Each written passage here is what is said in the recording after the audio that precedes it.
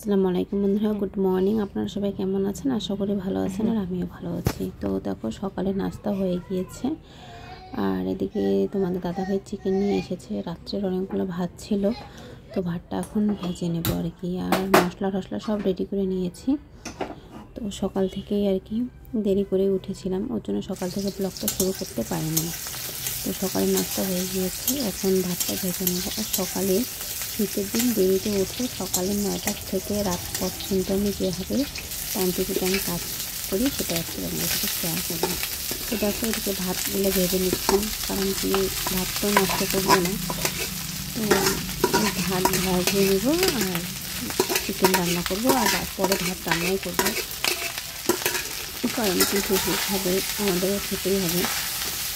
তো ভেবেছিলাম এটা টিফিন করে নেব, মানে 11টা হোক 11:30টার মধ্যে খেয়ে নেব। তো আর কাজ করতে করতে আর টাইমও হয় না, আর খেতেও পারি না। তো এই ভাতটাই আর কি আমি দুপুরবেলা খাবো, জানো তো। তো দুপুরবেলা খাবো আর একটু রেখে দেবো, খেতে পারি না। আর শ্বশুর তো ভাজা ভাত খায় না, ওনাকে আর কি এমনি ভাত দিয়েছি, রান্না করে ওই ভাত দিয়েছি।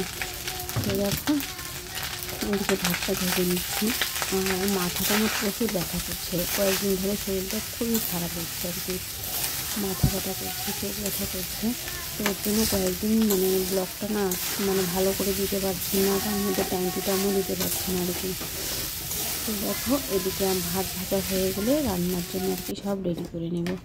তো রেডি করাই আছে, এখন এদিকে মশলার জন্য রেডি করে নেব। মশলার মধ্যে লবণ হলুদ দিয়ে দেবো আর কি। মশলা টশলা সব রেডি করা হয়ে গেছে। মাংস সব ধুয়ে নিয়েছি, সব রেডি করে তাড়াতাড়ি করে করবো। তাড়াতাড়ি করে মানে সব ধুয়ে রেডি করে নিলে আর কি তাড়াতাড়ি হয়ে যায় রান্না বান্নাটা।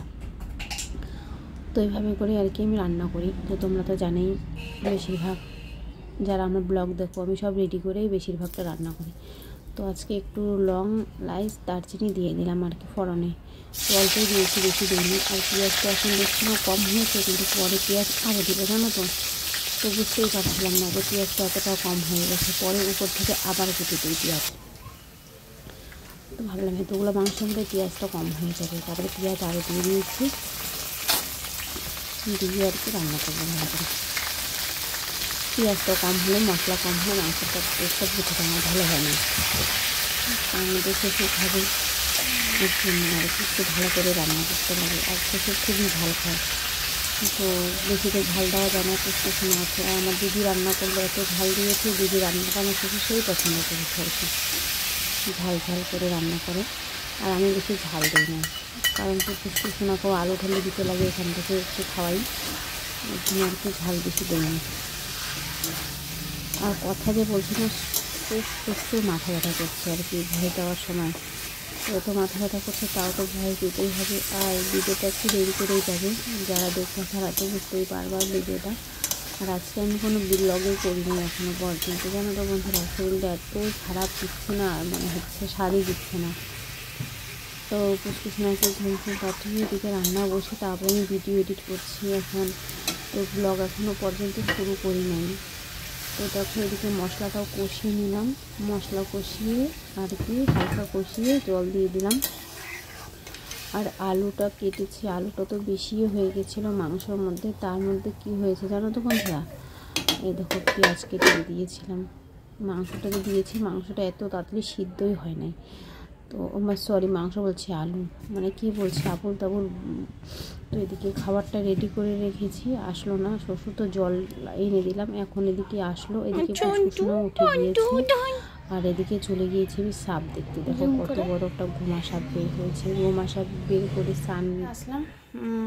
একজন কোরআন পড়ছে, তো ওকে বললাম, মানে কি হয় মাসি না সরি খালা হয় আর কি, তো মাসিয়ে বলে। তো ওকে বললাম কি ভাত খেতে, তো খেলো না।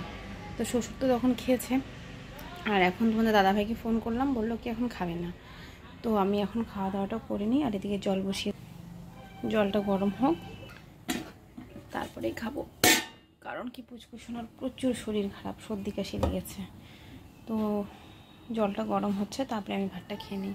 ভাত বেড়ে নিলাম, এই যে এটা ভাজা ভাত আর এটা মানে এমনি ভাতটা, তো দুইটাই মিক্সড করে এখন খাবো আর কি।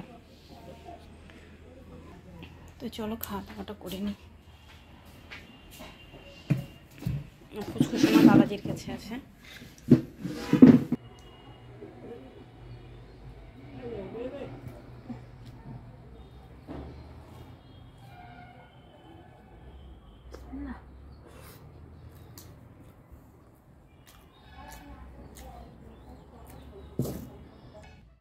দেখো ওর কাণ্ড, বিছানার মধ্যে এটা বিছিয়ে দিয়েছে আর ও খেলছে।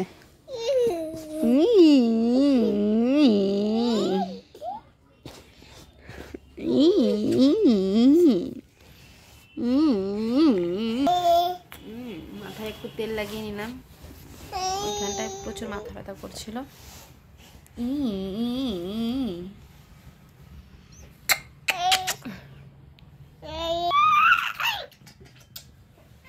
মধ্যে তোমাদের দাদাভাই বিস্কুট দুধ ঠুধ নিয়ে এসেছিল পুচকুসোনার জন্য আর কি।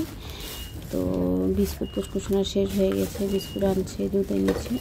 আমার মানে হাজব্যান্ড এসেছে যখন পুচকুসোনার বাবা, পুচকুসোনা যে কত খুশি তোমাদের সাথে শেয়ার করবো, দেখবা কত না চিল্লায়ও, টোটোর আওয়াজ পেলে না খুব চিল্লায়ও। তো দেখো চিল্লাচ্ছে।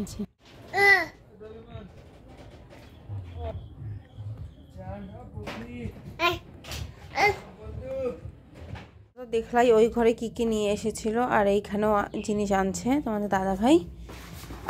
তো কি কি আনছে তোমাদের সাথে শেয়ার করি। এইটা খালি ব্যাগ, আর আমার ছেলে এত চিল্লাচ্ছে। এই যে কলগেট,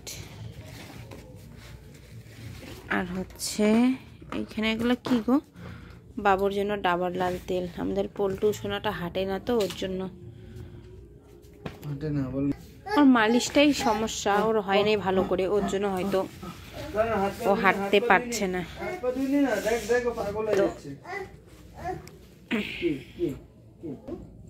সে যে পাগল হয়ে গেছে বাবারে দেখে। কে নিবা, কে কে কে নিবা, কে না উপরে কি দেখছো? চাবি নিবে, চাবি দেখতেছে কোনটা নিবে। তো বন্ধুরা ভিডিওটা আমি এখানেই শেষ করছি। এখন বাজতেছে 10টা 15, দেখো। তো এখন আমরা খাওয়া দাওয়া করবো, তোমাদের দাদা ভাই আসলো, খাওয়া দাওয়া করবো। তো ভিডিওটা এখানেই শেষ করছি। যদি ভালো লাগে তাহলে লাইক শেয়ার এন্ড সাবস্ক্রাইব করে আমাদের পাশে এভাবেই থেকো। আজকের জন্য টাটা, গুড নাইট, সবাই ভালো থেকো, সুস্থ থেকো।